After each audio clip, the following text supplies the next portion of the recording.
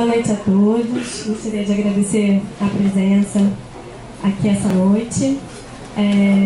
Nós aqui da Livraria da Travessa temos o costume de, todo dia de Darwin, todo dia 12 de fevereiro, fazer algum evento, algum debate ou uma ação em torno desse cientista tão importante, pesquisador. Para o dia de hoje, nós convidamos o professor Hélio, da Rural, que vai mediar a mesa, vai apresentar um pouco da teoria evolutiva de Darwin. E para fazer esse debate, seguir o debate, a gente tem a presença da Márcia Chame, da Fiocruz, pesquisadora também, e do professor Ricardo Weisbord, da SET, Weisbord. Então agradeço a todos, vou deixar que a mesa siga, tá bom? E bom debate.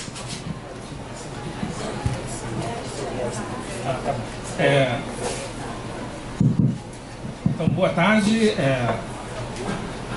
Obrigado a vocês por estarem aqui para ouvir um pouquinho sobre Darwin.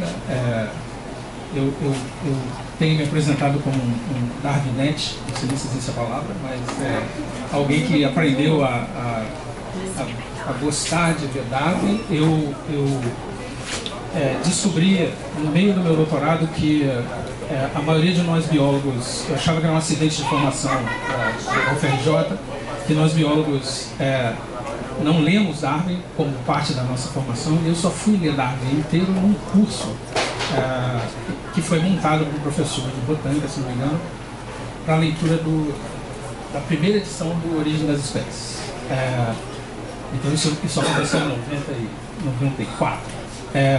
Quando eu voltei para o Brasil, o Ricardo, aqui do meu lado, organizou com mais alguém em Manguinhos o mesmo curso. E aí, desde 2002, se não me engano, eu leio Darwin. Agora eu ouço Darwin, tem gente que lê para mim, eu fico em audiobook. Eu dou um curso de leitura de Darwin. Então a gente senta com os alunos, são 13 capítulos, então em 13 sessões, em 13 aulas que podem ser consecutivas, dia a dia, em 13 dias é possível ler a Origem das Espécies. E o interessante de ler o Origem das Espécies é que ele ainda é um livro atual, ele ainda é um livro capaz de levantar questões biológicas na cabeça de biólogos e de não biólogos que são interessantes, né? E a gente, com o tempo, né, desde 2002, eu descobri outras pessoas que leem Darwin com frequência, filósofos, historiadores, pessoas interessadas em entender a origem das espécies, e em função disso a gente descobre que de leituras solitárias a gente se imbativa em certas coisas que fazem sentido na cabeça de outras pessoas que também leem Darwin. Isso de uma forma interessante, e a gente descobre novidades em Darwin. E a gente organizou isso aqui hoje pensando em que as pessoas devem ter perguntas, mesmo quem não leu Darwin tem perguntas sobre Darwin. Não sei se a gente vai saber responder essas perguntas, mas elas seriam interessantes. E eu me incumbi a missão de falar um pouquinho sobre Darwin, né? Então, hoje é o dia do aniversário do Darwin, nasceu em 1809, né? Na Inglaterra. Com 22 anos, entre 1931 e 1936, então, para quem é mãe de filho nessa idade, eu fico perguntando se vocês deixariam o filho de vocês sem celular entrar num navio que deve ter 13 metros, que é menor do que essa loja, muito menor do que essa loja, e fazer uma viagem de uma caixa de madeira, e fazer uma viagem de 5 anos, com riscos e coisas desconhecidas. E o capitão do navio, isso é uma coisa interessante também, o capitão do navio, que é o Robert Fitzroy, tinha 26 anos. Ele já tinha feito parte dessa viagem aos 26 anos. Então isso é interessante. Em 31, um pouquinho antes da viagem, um mês antes da viagem, o Darwin fez um curso intensivo de geologia para aprender a usar instrumentos geológicos e fazer algumas medidas, né? Ele tinha professores e foi convencido de coisas geológicas para serem descobertas. E no navio, o Fitzroy deu para ele de presente, ou emprestou para ele, um livro de geologia de um outro geólogo inglês, que é o organizador, não o fundador, mas é o organizador da geologia moderna, né? E de interessante desse livro é que a máxima desse livro é de que, com base em observações de coisas que acontecem no presente, a gente pode tentar entender o passado geológico da Terra. Isso é uma máxima impressionante. Os geólogos vivem disso até hoje e nós biólogos, na verdade, pegamos carona com isso via Darwin. Na Argentina e no Chile, o Darwin faz descobertas, e depois um pouquinho mais no Pacífico ele faz descobertas geológicas que são, e interpreta, não só descobertas, mas ele interpreta o mundo geológico de uma certa maneira, em que ele, algumas descobertas sobre ilhas vulcânicas e atóis, as interpretações dele são válidas até hoje, né? Isso é interessante de pensar, os geólogos aceitam isso como verdadeiro. Quando ele volta, ele tem um aspecto do Darwin que ele admirava um filósofo que ele encontrou na África do Sul, já no finalzinho da viagem. Esse filósofo era filho e ele próprio era um cosmólogo, alguém que estudava cosmologia, origem do universo, tinha perguntas sobre origens, e essa pessoa desenvolve uma linha de raciocínio sobre filosofia da ciência, de como cientistas, principalmente cientistas que fazem perguntas sobre a história, sobre o passado, como é que eles deveriam se comportar e pensar. E aí, quando Darwin volta para a Inglaterra, ele faz um estudo profundo sobre cracas, que são esses crustáceos que são incrustados nas pedras que cortam o pé da gente quando a gente mergulha para o Equador. Então, no mundo inteiro, ele é uma das pessoas que guia as observações. São organismos muito pequenos. Ele faz estudos que dependem de microscopia, de tirar pedacinhos do bicho e montar lâminas. Ele faz um estudo profundo disso, e ele é uma das pessoas que contribui para as pessoas descobrirem que esses organismos são mais aparentados com crustáceos, caranguejos, lagostas, do que com caracóis e polvos e coisas assim. De interessante de lado de pensar é que os ingleses disponibilizaram de forma eletrônica tudo do Darwin. Então eles escanearam tudo, tem um site chamado Darwin Online, tem tudo, absolutamente tudo do Darwin, inclusive um desenho do navio, para ter uma ideia de como o navio onde o Darwin dormia. Isso é interessante de ver. E aí, ao final dessa viagem, ele produz um livro, quer dizer, depois de publicar sobre cracas e outros estudos, o Origem das Espécies, que demora um tempo para ele publicar, né? Quando Darwin tinha 50 anos é que o livro foi publicado. Tem vários historiadores tentando entender por que demorou tanto para ser publicado, tem umas justificativas, tem a revolução que estava acontecendo na cabeça dele era de tal magnitude que ele talvez isso seja a razão de demorar. Então ele produz um livro que talvez de destacar aqui para a gente pensar em discutir, que apresenta o livro, que é a Origem das Espécies. Ele, de uma certa maneira, foge da ideia de espécie, ou de definir o que uma espécie é. Tem razões biológicas para isso, isso é um tema que até hoje a gente debate. Mas ele apresenta, na verdade, uma metáfora muito interessante, que ele compara variação que a gente observa na natureza em larga escala entre espécies com variações da cultura de plantas e bichos que os agricultores e os fazendeiros já faziam há milênios. Então, a apresentação da teoria de seleção natural, ela, entre outras coisas, é uma tentativa de mostrar que existem coisas que nós humanos fazemos ao perder de vista, né, há muito tempo, que geram variações impressionantes, né, e que algo parecido com isso deveria estar acontecendo na natureza. Então, acho que eu fecho por aqui para não perder, para a gente não gastar muito tempo com a história em si. Uma micro síntese, né, do que o Darwin falou. Eu espero que talvez via perguntas a gente possa discutir um pouquinho mais do livro e da teoria. Então, você quer falar?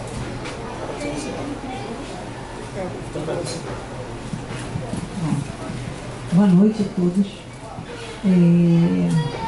Essa história do Darwin, acho que é super interessante.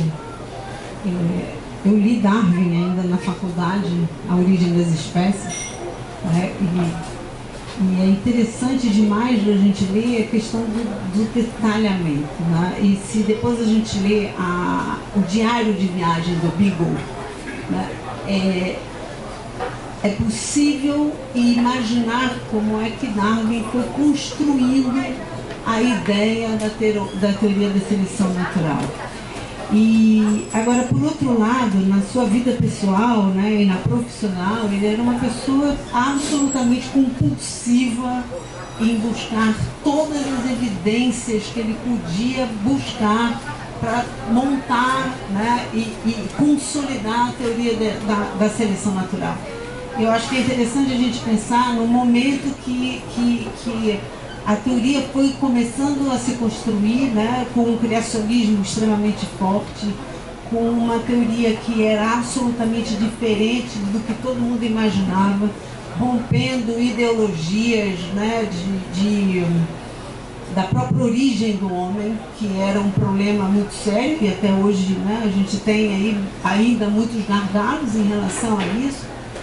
E possivelmente todos esses dramas, se a gente pegar o caderno de campo do Darwin, quem tiver curiosidade, entra no site e procura o caderno de campo, né? Biólogos a gente faz caderno de campo, a gente anota as coisas que a gente faz, e o caderno de campo dele, gente, é uma loucura. Ele escreve de cabeça para baixo, ele dá volta, ele faz uma coisa assim, mostrando justamente o quanto isso era uma aflição, né? A impressão que eu tenho é como é que ele tinha uma chuva de muitas ideias e como é que ele tentava organizar as ideias na cabeça dele. Além disso, ele foi um biólogo experimentador. Ele trabalhou com a questão da seleção artificial de pombos e de uma série de espécies, porque ele queria entender aquele processo, né? Que processo era aquele que os homens, como o Hélio falou, já utilizavam muito antes, sem saber do que estavam fazendo, como é que aquela experimentação reforçava o que ele via em Galápagos, naquelas ilhas super diferentes, com animais e plantas tão diferentes. E uma das coisas que eu acho que chama muita atenção é o conhecimento vasto que ele foi aplicando, especialmente na geologia e depois na botânica, né, que ajudam as pessoas a entender esse processo. E aí eu queria, né, além disso, dessa coisa dele, que eu acho que vale a pena de ler a vida dele, né, entender a cabeça de um homem, os seus dramas familiares, ele perdeu uma filha que ele adorava, e tudo isso, como é que ele monta isso na cabeça. E ele foi muito provocado para publicar a teoria da evolução por um jovem pesquisador que vem para a Amazônia. Em 2 anos de viagem na Amazônia, constrói a teoria da seleção natural. E isso é uma das coisas que eu acho mais interessantes, porque quando o Wallace chega em Londres e publica isso, entrega, né, para a Sociedade Científica de Londres o manuscrito dele. Quando as pessoas pegam o manuscrito dele, veem que aquilo é a teoria de Darwin. E aí o que eles fazem? Mandam o Darwin, né, fazer a revisão do manuscrito do Wallace.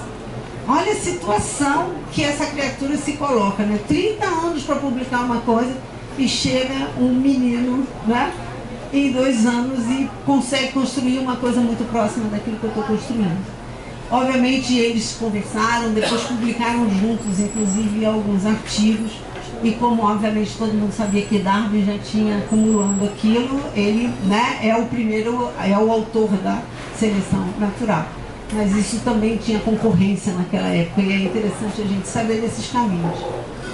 Mas o que eu queria um pouco falar é como é que essa teoria da seleção natural, ela impacta a nossa vida hoje, né? Porque quando a gente percebe a nossa vida, parece que aquilo é uma teoria que está no papel, que aquilo acontece nos longos espaços de tempo, que são espaços que não fazem parte da nossa vida, quando na verdade todo o processo dessa teoria ela está em curso, acontece agora.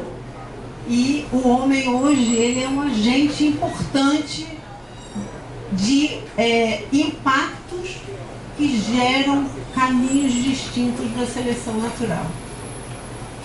Isso está implícito no nosso processo de reconstrução do mundo, está implícito na nossa forma de viver, da nossa busca de longevidade, da nossa busca infinita de saúde, e como é que a gente lida com isso, né? Como espécie, como planejamento de Estado, como a gente lida com isso. E outras coisas que eu acho que trazem pontos super importantes, que é o conceito que ele traz de adaptação, né? Então, o processo de adaptação de todos os organismos vivos, focados e baseados, estruturados sobre a variabilidade genética de todos os organismos daquela espécie, daquela população, daquele grupo, é que permite esse processo evolutivo de se dar continuidade. E isso traz questões importantes para a gente pensar no presente. O quanto as nossas ações limitam a variabilidade genética de uma série de organismos que nós dependemos para nos alimentar, né, para viver, madeira, comida, remédio. Como é que a gente faz tudo isso acontecer sem pensar que esse processo, a despeito da nossa vontade, a despeito da força humana, ele continua a acontecer, né? E eu estou falando de coisas muito claras. Estou falando de resistência bacteriana em hospital. Isso é um processo de seleção que nós fazemos em cima dessas bactérias. E um organismo que consegue virar as suas gerações em 24 horas, consegue rapidamente, né, se remoldar a sua plasticidade para conseguir ter sobreviventes resistentes a algumas drogas e algumas dessas coisas. Então, esses processos, né, eu acho que são coisas que muito importantes para a gente pensar, para a gente refletir e pensar todos os dias, né, o quanto a teoria da seleção e Charles Darwin está presente na nossa vida, nas nossas escolhas, na forma com que a gente gere aí nossas atividades, nossas políticas e tudo mais. E é tão atual, né? É absolutamente atual uma discussão como essa. E depois acho que a gente abre mais, né? Bem, boa noite. Eu, como Hélio antes trocou umas mensagens, acabei virando uma espécie de cientista social. Eu acabei escrevendo um texto que eu estava em dúvida se eu ia ler ou não, mas eu estou preferindo ler. Talvez ultrapasse um pouquinho os 10 minutos, uns 40 minutos, mas eu acho que vai ficar melhor e encaixa com algumas coisas que vocês falaram, então eu prefiro ler aqui. Então, eu, antes de tudo, queria agradecer o convite da livraria e da Ana para participar da comemoração desse Darwin Day, como o Hélio falou. Darwin nasceu em 12 de fevereiro de 1809, então a memória do Darwin completa hoje 210 anos. Eu anotei aqui que não é uma imortalidade, né, ainda muito longa, a ser contada em termos meramente temporais, se você comparar, por exemplo, com a imortalidade de Aristóteles, ou de Dante, ou Shakespeare, Linneu, que são nomes que estão na nossa cultura ocidental já há mais tempo que Darwin. Mas se a gente leva em conta a enxurrada de críticas que a teoria da evolução por seleção natural recebeu e recebe desde 1859, que é o ano da publicação do livro, a gente pode dizer que essa longevidade até agora é robusta e promete se prolongar talvez por centenas de anos, ou até que alguém ou algum grupo desenvolva uma teoria que possa explicar melhor duas coisas básicas que o Darwin tentou explicar. Uma delas é a enorme diversidade de espécies que existe sobre o planeta. Quer dizer, hoje se avalia que existe entre 1 milhão e 30 milhões, dependendo da maneira que você define a espécie. E também como todas essas espécies, esses milhões de espécies, possuem estruturas que as capacitam a viver nos ambientes onde elas vivem. Ou seja, elas possuem adaptações. Eu queria continuar agradecendo a Ana, né, a oportunidade de encontrar pela primeira vez com a Márcia Chame, que trabalha comigo lá na Fiocruz, mas a gente não se conhecia. A Fiocruz é grande, cada um está mais ou menos no seu mundinho, e a gente não se conhecia. E também sublinhar a felicidade de encontrar com o Hélio, que a gente compartilha, eu compartilhei parte da minha formação em biologia com o Hélio, e das longas conversas evolutivas com ele, com o Maurício, com o Darcílio, com outros que estão aqui na livraria. Eu queria falar um minuto, a Ana me pediu um pouco do lugar de onde eu falo, porque eu sou uma espécie de quimera de biólogo com um homem de letras, no sentido de que eu fiz pós-graduação em letras, mestrado e doutorado em letras, e depois de defender o meu doutorado em letras, eu trabalhei muito com a história e a filosofia da teoria da evolução. Então, o que vem a seguir tem muito a ver com isso.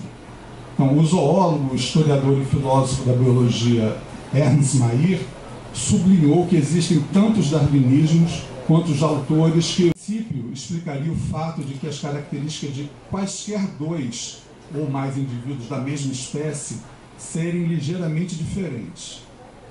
Eu acredito que a gente possa aplicar esse mesmo princípio ao próprio darwinismo, no sentido de que todo autor que se aproxima desse sistema de conhecimento introduz variações que contribuem ou para aperfeiçoar o que Darwin diz, ou para depauperar o que Darwin diz. A gente sabe que na história houve muitas apropriações indevidas do darwinismo.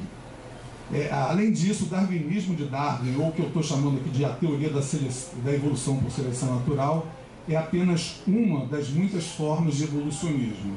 Então, o lamarckismo é uma forma de evolucionismo. Quem está aqui na escola lembra o lamarckismo.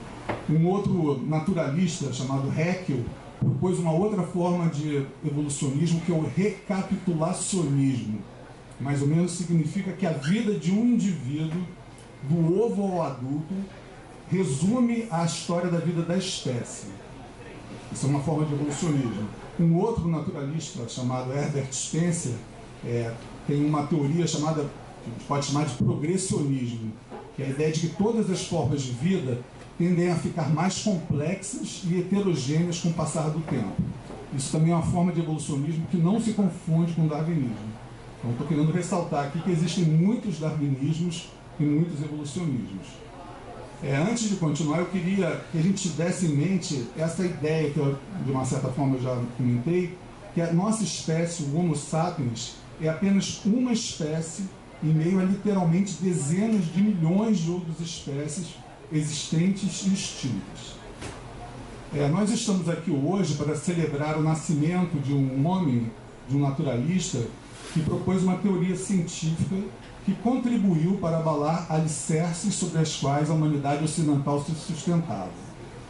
A teoria da evolução por seleção natural foi proposta pela primeira vez no livro Origem das Espécies, que o Hélio me confidenciou que ele já leu mais de 20 vezes, né? Por aí, né? É um livro inesgotável, né? Nesse livro, Darwin sugere sutilmente que a espécie humana é o produto de um processo de seleção que deu origem também, em outros tempos e ocasiões, a todas as espécies que existiram e existem sobre a Terra. Como os indivíduos de outras espécies, nós humanos nos constituímos de inúmeras características estruturais e comportamentais que contribuem decisivamente para que permaneçamos vivos. As características são ditas características adaptativas: olhos para ver, coração para bombear sangue, pulmão para respirar, mitocôndrias para produzir energia, mãos para pegar objetos, cérebros para perceber o mundo e interagir com ele. Toda estrutura biológica que desempenha alguma função vital deve ser uma estrutura adaptativa. E, como tal, deve ter surgido por processos seletivos agindo sobre populações biológicas que, por sua vez, são compostas de indivíduos que não são iguais entre si, são variáveis. Darwin incluiu entre essas características que evoluíram por seleção natural, por exemplo, a inteligência e a moralidade, o que obviamente manifestava e ainda manifesta um alto teor explosivo, pois essas características sempre foram tidas como exclusivas e distintivas da espécie humana. Como é muito sublinhado pela historiografia, pelo pessoal que estuda a teoria do Darwin, Em A Origem das Espécies, Darwin só teceu um breve comentário ao final do extenso livro sobre a inclusão da espécie humana no processo evolutivo. Citando Darwin: no futuro distante, visualizo novos campos que se estendem para pesquisas ainda mais importantes. A psicologia irá basear-se em um fundamento novo, o da aquisição gradual de cada faculdade mental.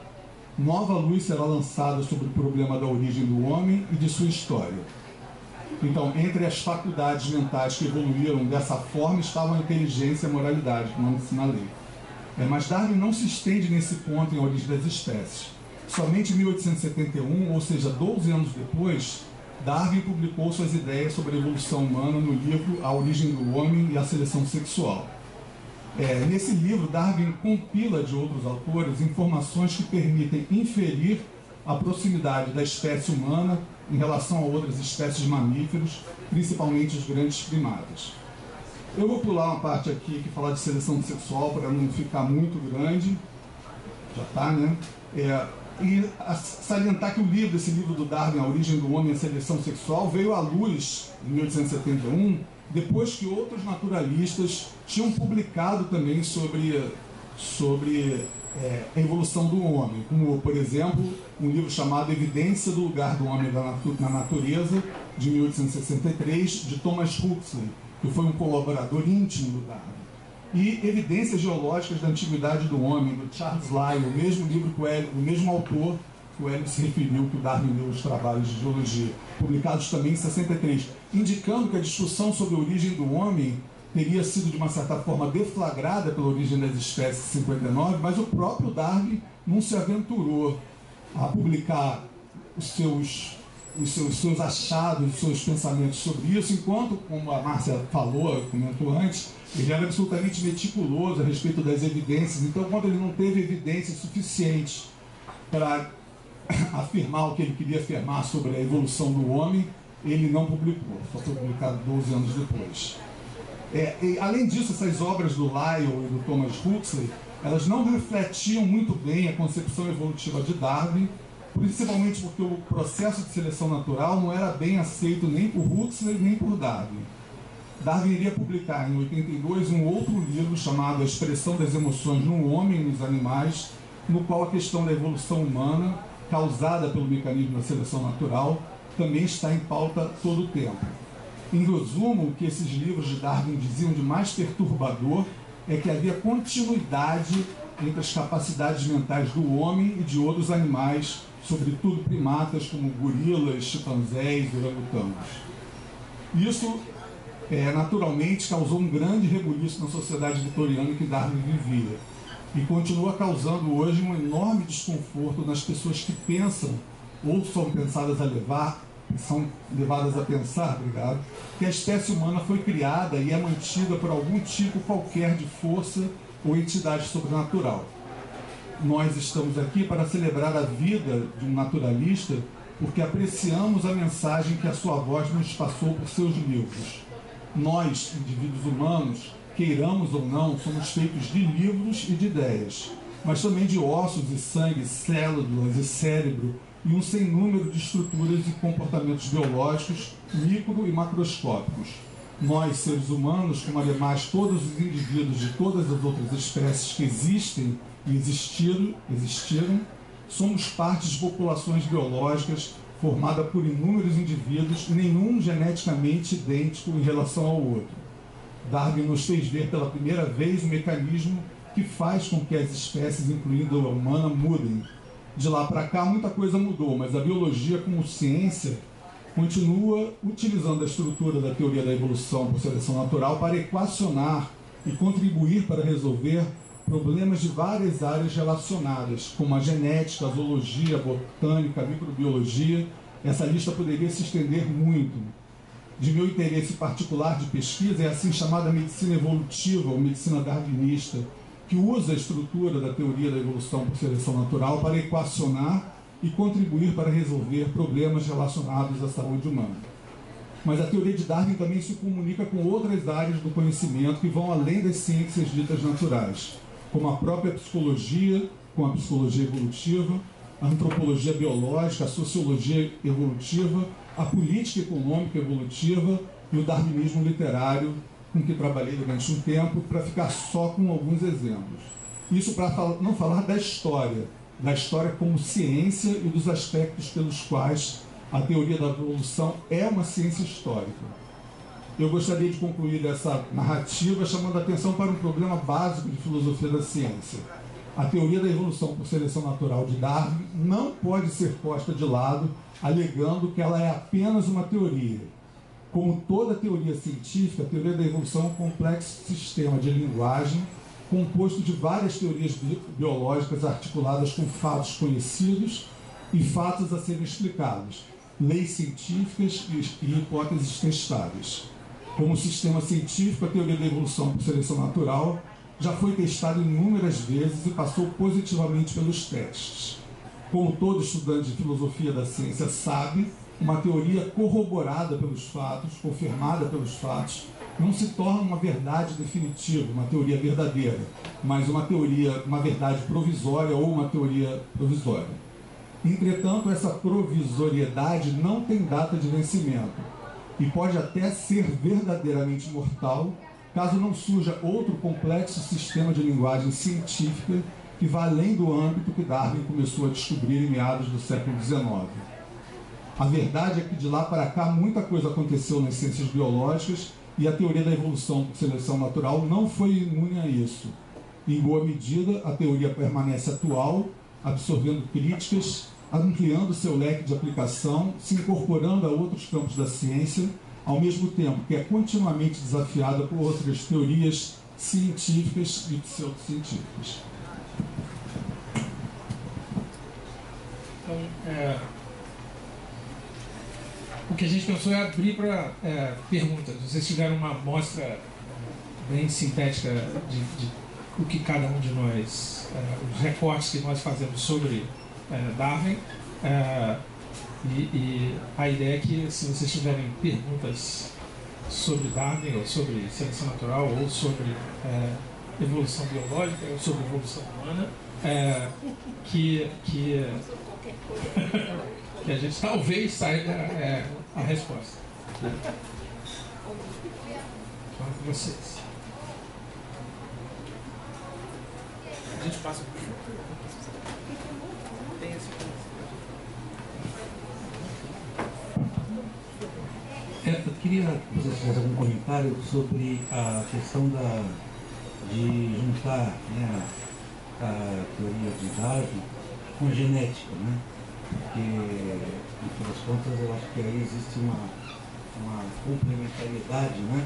E eu não sei, eu não sou acadêmico, sou curioso só. Eu queria saber se existe alguma coisa acadêmica, né, que liga essas duas raciocínios.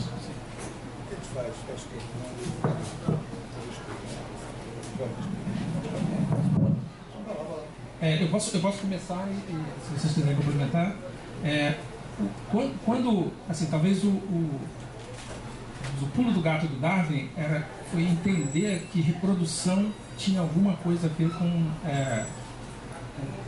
com hereditariedade, era a coisa que regulava a transmissão de hoje em dia a gente tem metáforas como formação, né? Então, de alguma forma, quando dois organismos reproduziam, os filhotes, né, eram parecidos, mas não eram iguais aos pais. E aí, pensando que está na cabeça do Darwin, né? Ele está vendo coisas no presente que servem para explicar coisas no passado. Então, ele mesmo se olhava e assim, ele casou com uma prima, né? Então ele entendia regras de reprodução que era assim, talvez meus filhos tenham doenças porque eu casei com alguém muito, muito próximo. Eles entendiam alguma coisa, não sabiam nada sobre os mecanismos. O próprio Darwin inventou uma teoria que hoje em dia é uma teoria completamente louca sobre como é que isso funcionava, né? Como é que podia um organismo com células reprodutivas que são muito pequenas passar esse conjunto de informações, como é que constrói um organismo novo a partir de dois organismos que são montados e funcionantes. Então eu gosto de pensar na ideia de que ele funda uma necessidade de explicação desse fenômeno da reprodução. E aí, no final do século XIX, redescobrem estudos que chegam próximo de entender o que hoje a gente fundou como genética. As pessoas começaram a entender e fazer experimentos e entender como é que esses mecanismos eram possíveis, né? Até que no comecinho do século XX, né, a gente tem que pensar que tem um desencadear de coisas, né? Assim que o Darwin morre, a gente estabeleceu que conhecia o átomo. Muito rapidamente a gente entendeu como é que as coisas eram organizadas, né? Pensar que a ideia do átomo já tinha 2000 anos, né? E as pessoas começaram a entender o que o átomo era logo depois que o Darwin morre. Então, no comecinho do século XX, as pessoas entendem átomo, conseguem entender moléculas e cria-se uma linha de pesquisa que chega à estrutura do DNA, que de verdade é muito complexa. Pensar que a pessoa que desvendou o que era o átomo, né? Uma mulher que foi colocada de escanteio, tem uma questão sobre feminista em relação à ciência ligada a isso. Ela vê imagens de raio-x do DNA tornado cristal, que se você mostrar para a maioria das pessoas não vai conseguir transformar aquilo no que a gente inclusive, eu olho aquela imagem e fico, caramba, como é que pode isso? Mas os cristalógrafos, que são um outro grupo de pessoas que estuda a estrutura da matéria, são capazes de recriar, né, a forma a partir da matéria na forma de cristal, com raio-x, e hoje em dia tem tecnologia até mais avançada para fazer essas coisas. Então, a ligação entre a teoria da evolução e a genética, ela nasce de uma necessidade de explicar como é que a reprodução era possível, né? E aí a gente desemboca no século XX. É engraçado pensar nisso, né? A gente acha que nasceu sabendo essas coisas, né? DNA, paternidade e tudo mais, mas o que a gente, o grupo de pessoas se debruçaram para conseguir esse tipo de conhecimento é uma lista gigante de pessoas ligadas entre elas com essas questões, né? Como é que pode reprodução, como é que pode de uma célula fazer várias células bastante diferentes, se pensar, né? Suas hemácias, células que produzem cabelo, células que produzem o seu olho, a superfície do seu olho, o seu cérebro, são células diferenciadas. Em que nível e como é que isso é possível? Hoje em dia a gente entende isso via genética. Não sei se respondi, mas essa é interessante pensar que na mesma época que Darwin estava com esse problema, né, tinha um frade, né, o Mendel, que estava fazendo diversos experimentos de genética, e se eles tivessem se encontrado, talvez Darwin tivesse dado aí um pulo bastante adiante dessa coisa, né, dessa resposta de como é que essa genética interfere no processo da seleção. E aí eu acho que tem uma coisa super interessante que acho que se demorou muito para entender nesse processo, né? Porque quando ele coloca, né, os 3 pilares dele, o filhote herda características dos seus pais, mas ele não é igual aos seus pais, né? A prole, ela é sempre maior do que o número de sobreviventes, e os sobreviventes depois se transformou ao longo da história como os mais fortes, né? E aí eu acho que a gente entra num processo, né, de que a teoria dele é utilizada para explicar uma série de coisas que tira a coisa que, para mim, é a coisa mais bacana da sacação da teoria dele, que é o processo de adaptação, né? Então, e que essa adaptação ela é mutável ao longo do tempo. Então, o que pode ser agora, né, podem ser características evolutivas nesse momento. Se aquele mundo, aquele cenário, aquela paisagem, aquelas forças mudam, aquilo deixa de ser, né, adaptado, e aí você tem um novo recomeço de um processo de seleção. Agora, isso só é permitido porque essa plasticidade genética, esse conjunto genético que é armazenado nas espécies, permite com que isso seja, né, que isso possa acontecer. E esse é o grande risco que hoje a gente fala da extinção de espécies. As pessoas falam, mas por que eu não mantenho meia dúzia de uma coisa ali? Porque essa meia dúzia de qualquer organismo ali não mantém a quantidade, a variabilidade genética que vai permitir que ao longo do que vier aí pela frente, esse grupo de indivíduos vai ter essa capacidade de se adaptar a essas mudanças. E isso está na teoria dele. E depois essa coisa foi criando outras formas, né, com que as pessoas começam a usar a teoria da seleção natural. Mas eu acho que essa é a coisa mais importante da teoria da seleção natural de Darwin.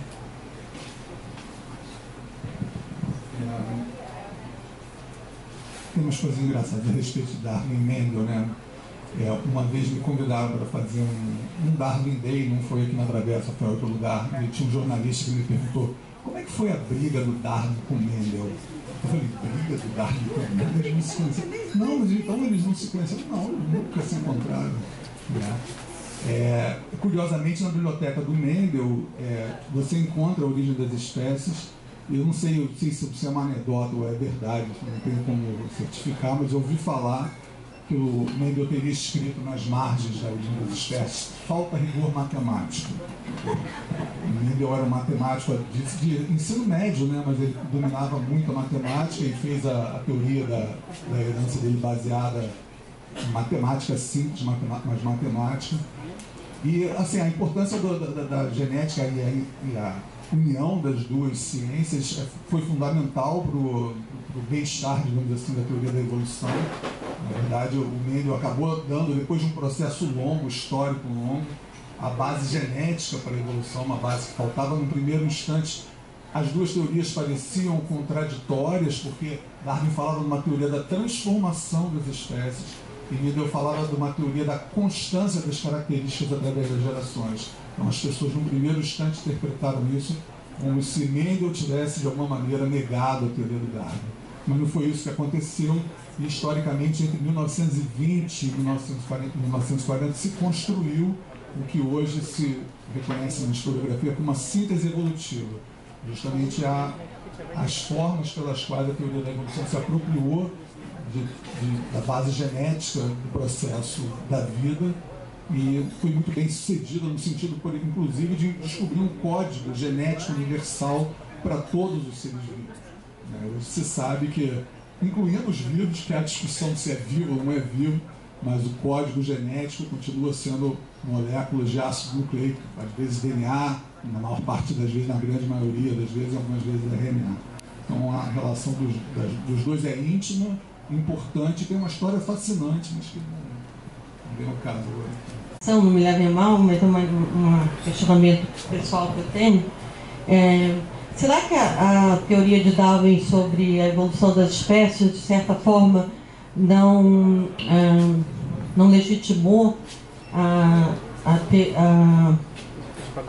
teoria positivista científica e, de uma certa forma, uma visão colonialista e eurocêntrica, no sentido de que alguns povos eram mais evoluídos do que os outros, e se a gente levar essa discussão para as artes, de que algumas artes eram mais evoluídas do que as outras, o que causou com que certas artes sejam chamadas de arte naive ou arte popular, e aí a gente tem as grandes artes europeias. Queria que vocês comentassem um pouco sobre isso e não levem a mal a provocação, por favor.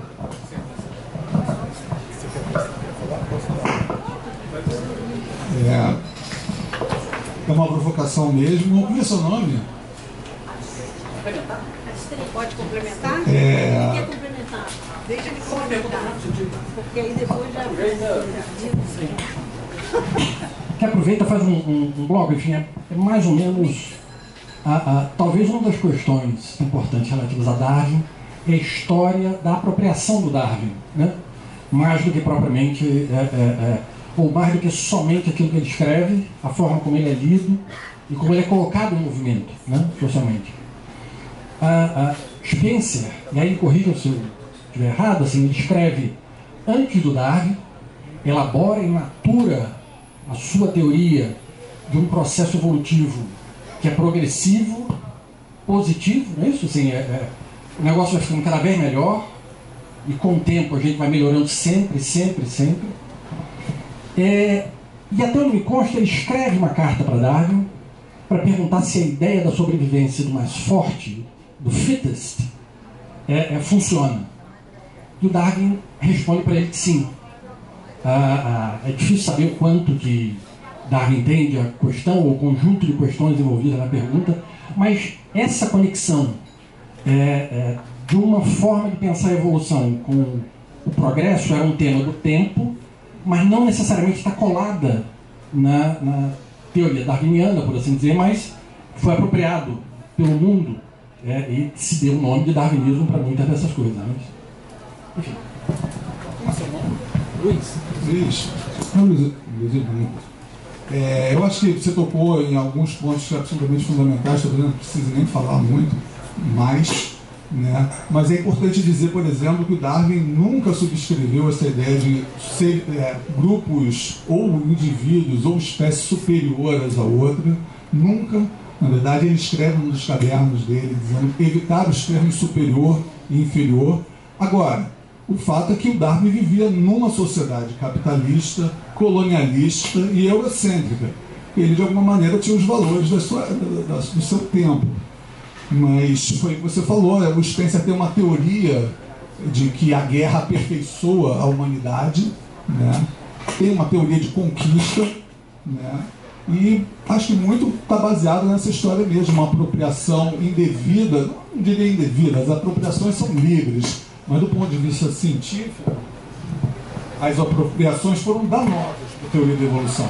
Esse filósofo que eu citei antes, o Ernst Mayr, diz com todas as letras que algumas teorias evolucionistas, principalmente a de Herbert Spencer, contribuíram muito mal para essa compreensão de que o sistema, a teoria da evolução por seleção natural, de alguma forma legitimasse ações sociais ou fatos sociais.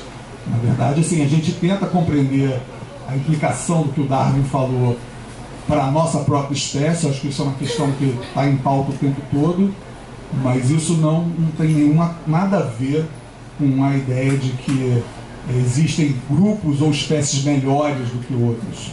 Muito pelo contrário. De certa maneira, se você ler, por exemplo, um livro que deve ter aqui nessa livraria, A Causa Sagrada de Darwin, que é dos mesmos escritores dessa essa biografia que a Márcia está ali, o Moore e o Desmond Moore, e o James Moore e Adrian Desmond. Ele diz exatamente a família do Darwin era uma família muito religiosa, que acreditava que todos os seres humanos vinham de um tronco comum, de um ancestral comum. Enquanto havia grupos na Inglaterra que acreditavam que que a gente chamaria de etnia ou raça, seriam espécies diferentes, então o homem branco poderia fazer o que quisesse com essas outras espécies. Mas até a família do Darwin, particularmente o Darwin, não comungavam com essa ideia, e muito mais do que isso, eles lutaram politicamente contra a ideia de que homens brancos e negros, que era a questão colocada na época, principalmente para a sociedade luterana, tinham uma relação de superior e inferior, né? Só complementando, acho que ontem à noite eu estava revisitando isso, né? A palavra evolução, antes do Darwin escrever sobre evolução, era semelhante à ideia de desenvolvimento, do ovo ao adulto, né? Então, e o Darwin, ele joga essa ideia fora e ele apresenta uma metáfora que é antiga, né, que vem de outros lugares, a metáfora da árvore, né? Em que numa árvore, se você olhar para uma árvore, a hierarquia, ele imaginava que as espécies eram as folhinhas na ponta da árvore, que ele levava a metáfora a fundo, tinham galhos inteiros que tinham caído, tinham sido perdidos, tinham galhos que você conseguia achar ainda no jardim, que indicavam pertencimento à árvore, né? de que essa é uma árvore que cresce, né? Quer dizer, produz folhas novas. Então a hierarquia na cabeça dele, era de uma outra natureza. Não existe, a ideia de superioridade que a gente vê aplicada às ciências sociais, é criticada pelos cientistas sociais, ela não está ali. É óbvio que assim, o Darwin eu digo, escorrega na maionese em algumas situações, quando ele trata de algumas coisas. Principalmente quando ele fala de pessoas, de lugares, ele escorrega na maionese. Mas a teoria em si, ela não permite essa... Primeiro que ela é uma teoria para descrever o passado. Embora a gente possa aplicar as ideias para pensar em prever o futuro, na verdade a teoria do Darwin é uma forma de tentar explicar por que as coisas são como elas são hoje.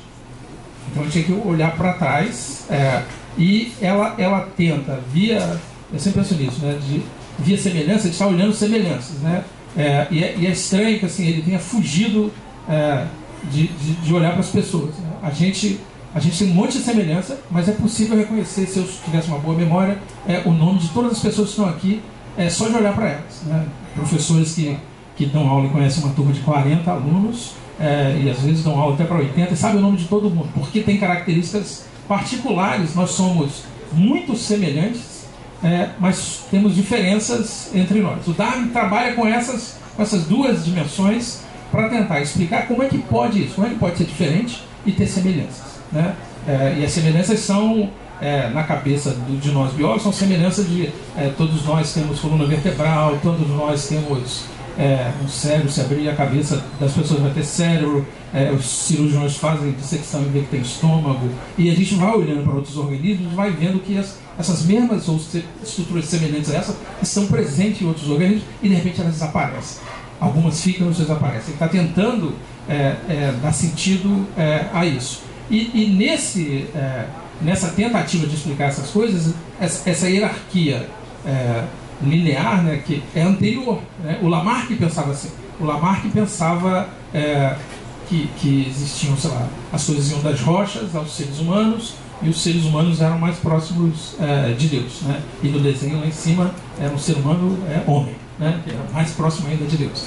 E o Darwin na verdade, ele desmonta com essa ideia. E a gente, acho que agora no século XX, tenta, quer dizer, as pessoas que estudam antropologia ou que tentam entender essas questões, via essa ótica, que é difícil. A gente tem que sempre lembrar que, no nosso caso, em todas as dimensões, a gente está lidando com variações populacionais, né? E não com a variação da hierarquia de duas espécies, quando eu comparar duas espécies. Então, a gente está comparando coisas que estão no mesmo rasgo de tempo e que variam, né?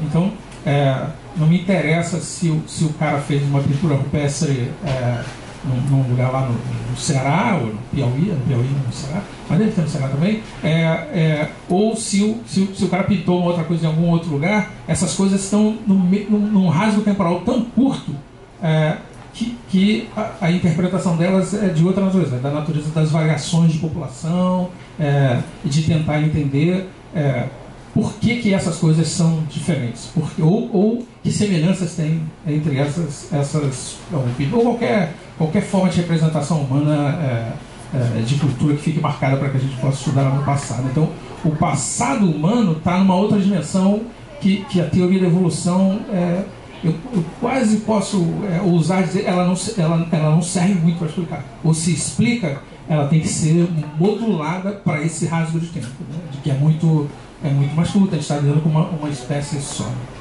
posso fazer uma pergunta com relação a isso? Pode, claro. Eu sou curiosa nesse assunto, né? Mas eu li nesse livro, inclusive, que uma das coisas mais importantes para justificar a teoria da evolução foi que se descobriu que a Terra realmente tinha muito mais tempo do que... se provou que a Terra tinha muito mais tempo, que justificava poder ter as transformações que Darwin... Senão não tinha como... Então o ser humano dentro disso, ele ainda não sei quantas mutações, acho que ele ainda não tem uma outra raça. Então não pode dizer que ninguém é melhor ou pior, né? Acho que o fator tempo é muito importante nessa história, né? Acho que as pessoas não entenderam. Não pode dizer que o branco é melhor do que o índio, porque eles estão dentro do mesmo tempo, digamos assim, genético, né? Eles ainda... Não sei se isso é verdade. Eu não sei se houve alguma chance do Homo sapiens fazer alguma diferenciação genética durante o tempo que ele existiu. Entendeu? Pelo que eu entendi até hoje, não. Eu gostaria de... Não, só observação, que é tão interessante isso que o Darwin traz. Eu queria perguntar uma coisa que é do ponto de vista da praxis, do biólogo, né? Seria impossível se trabalhar como biólogo acreditando que a evolução é progressiva, né? Que a bactéria ainda existe, né? E várias outras, a variação é assim, milhões de espécies, como você tinha falado, né? E a outra coisa que é muito interessante é, que eu acho assim, que é chocante, é que a teoria, que o Darwin ele vai na contramão de milhares de anos de pensamento metafísico, né? Aristóteles, por exemplo, estava mandando esse pensamento naturalista, estava comandando a ideia de natural, né? De naturalidade, né? Que Aristóteles é que é assim, ponto de apoio e que vai, conduz Idade Média, tal, até Descartes, né? Mas ainda, você ainda tem Darwin, o Darwin que realmente, no meu entender, faz um furo aí, né? Impressionante, porque uma das conclusões assim, é que não há essa coisa de uma essência do homem a surgir, é uma coisa inesperada, nada se preparava na natureza no sentido de haver uma essência do homem, o homem enquanto essa coisa do humano, né? Então ela se constrói graças a algum acidente a nível da variação, né? A nível alguma coisa que cortou e causou algum espanto, alguma coisa em determinada espécie, né? E tem outra coisa também, né? Que são várias espécies de humanos, vamos dizer assim, não de Homo sapiens, né? Mas de Homo, eu esqueci agora o nome das outras.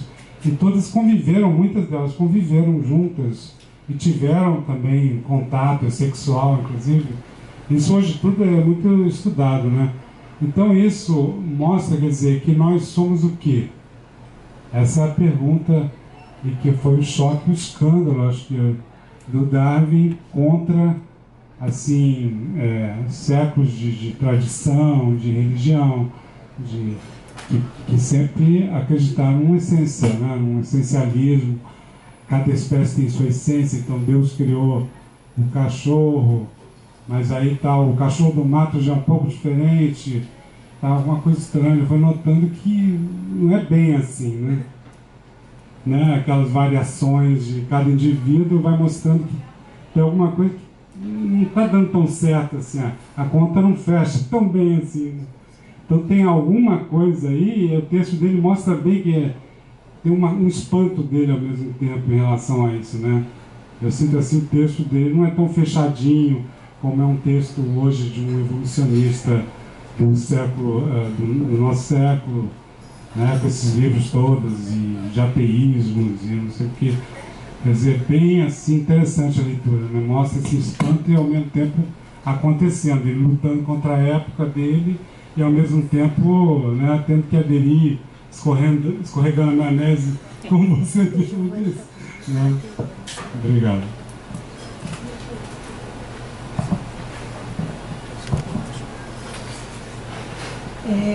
Voltando às artes e as coisas, eu acho que bom, primeiro, nada mais humano do que transformar uma teoria dessas, né, e se colocar no topo da pirâmide evolutiva, né? Isso é uma coisa, né, intrinsecamente humana. E talvez esse seja o grande erro, né? Porque na verdade a teoria coloca uma questão muito clara, né? É a seleção natural, são as forças daquele ambiente que provocam isso. Os geólogos do século XVII já sabiam, né? Quem é o ator ativo são as mudanças ambientais. Ah, pois é, mas eu quis falar da pirâmide mesmo, não falei da árvore não. Ela veio me corrigir que era a árvore evolutiva, não era a pirâmide, mas eu quis provocar, eu quis falar da pirâmide. Mas é mais que uma árvore, Acho que é uma teia evolutiva, se a gente... Não é melhor uma teia do que uma árvore? Eu acho que é. Enfim, aí, né, o que a gente tem? Né? Então, o organismo biológico, ele reage à transformação ambiental. Essa é a questão, né, importante. E aí a gente associa esse processo evolutivo a um processo de complexidade. Como se quanto mais complexo, mais evolutivo. E, na verdade, né, isso não está em nenhum momento e depois se transforma nessa história do que é forte, né? E que, inclusive, né, essa história do que é forte leva a gente a um erro sobre o entendimento do o que explica a biodiversidade, que a gente só vem entender em 1964. Né? Então, quando a gente pensa, por que os índios brasileiros, né, e a gente sempre fala isso, mas os índios norte-americanos usavam espada, aço, enfim, então os nossos índios são menos evoluídos do que os outros índios, e a gente usa tudo isso com as artes e com tudo isso, né, para fazer essas comparações, e na verdade elas não são verdadeiras. O nosso índio, se a gente for fazer isso com essa lógica de Homo sapiens, nós somos biotecnológicos. Eu não te mato com uma espada, eu sou muito mais elegante, eu te mato com veneno. Por que isso? Porque no ambiente onde eu vivo não tem aço, mas no ambiente onde eu vivo existem venenos extremamente poderosos que eu posso utilizar isso. Só que as pessoas não percebem essa coisa. E não percebem, né, que é esse processo que faz você se adaptar ao ambiente que você vive, que cria sua riqueza cultural, que cria todas as suas possibilidades de evolução, né? Elas não são equiparáveis. O que é evoluído é aquilo que é adaptado. Um tubarão é um tubarão há pelo menos 5 milhões de anos. E é um animal extremamente adaptado ao ambiente que ele vive, um predador impressionante. Então, as forças que mexem, né, esse processo evolutivo, elas são muito mais frouxas no ambiente, e alguns outros eles são extremamente... Quanto mais competição, muito mais esse processo seletivo acontece. E aí isso vem a segunda coisa que eu ia falar. Como é que esse processo do mais forte chegou um momento que, qual é a lógica? Se eu tenho uma distribuição de espécies no mundo, e se é a mais forte e a mais adaptada que domina sobre as outras, nós teríamos um mundo homogêneo. E é isso que a gente vê? Não. Então, o que explica a biodiversidade? Eles continuam, daqui a pouco eu respondo. Eu só queria fazer um link com a ideia de tempo, né? O Darwin, como eu falei no comecinho, ele vem de uma tradição geológica que os geólogos do século XVIII tinham entendido que o tempo que existia, eles chamam de um abismo entre... A gente pisa na beira de um abismo de tempo, né? Que o presente e o passado de algumas rochas é inconcebível. O Darwin defendia, quer dizer, via geologia, de que existia muito tempo, que existia tempo para que a forma de pensar dele, de seleção natural, pudesse operar, ou pudesse ter operado no passado, né? Mas ele morre com desafios, né? Tem o Lord Kelvin, que era fez uns experimentos, ele derretia rochas e deixava as rochas de vários volumes esfriar. E aí ele faz as contas de se a Terra tivesse sido aquecida ao ponto de derreter rochas e esfriasse, ele chega a uma conta lá que dá alguns bilhões, acho que é 400 milhões. Não é, o Darwin morre com essa ideia de que, caramba, esses caras ainda não conseguiram determinar o tempo que eu preciso, né? E aí tem uma história engraçada que o Rutherford, que é o pai do primeiro modelo do átomo, ele também é o pai da determinação da idade das rochas. E ele chegou à conclusão de que tinham rochas de bilhões de anos.